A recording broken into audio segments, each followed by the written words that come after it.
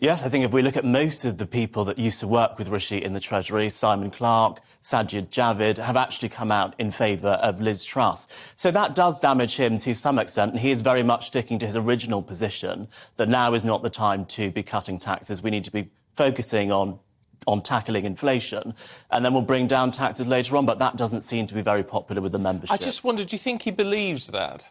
Or has he... I mean, it would be far too big a U-turn. If he changed his position on that, then he's out the race, entirely out the race. So do you think he actually believes what he's saying? It would have been much easier for Rishi Sunak to come out from the beginning and say that he was going to cut taxes. That would have been the easier political decision to do because everyone would have known that that would have been popular with the membership. So I would ask, why would he risk losing the leadership election on something he didn't believe in if he didn't really believe in it? When you talk about growth, I mean, obviously we need growth, and you know the recession is a gloomy picture. Should it come to pass? I mean, whether it would work or not, I don't know.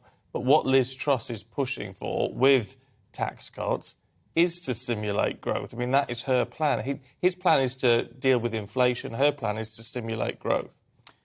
Yes, but the argument is that the recession is being caused because of a lack of supply, because of inflation.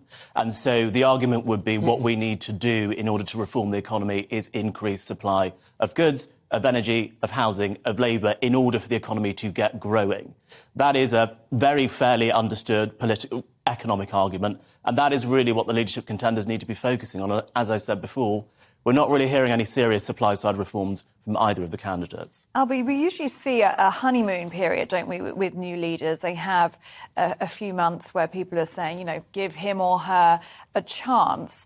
Do you... well, clearly, we're walking into a minefield, whoever this next leader is, with housing, with cost of living crisis, with the economy. Is it going to be a much shorter honeymoon period? Will there even be one at all, do you think? There might not be a honeymoon period at all, Ellie. You know, we are heading for increases in energy bills come this autumn. We might see interest rates increase again next year. We're going to see 5 quarters of recession until January 2024, we could be in recession. I'm not really sure there's much space for a honeymoon period. The next Prime Minister needs to get down to the nitty-gritty of sorting out the issues with Britain's economy. And there are going to be some difficult decisions to make. Do you think with all of this, and despite the fact Rishi sort of won over the majority of the studio audience last night, is it going to make any difference? He's, if we believe the polls, trailing 30-plus points behind Liz Truss.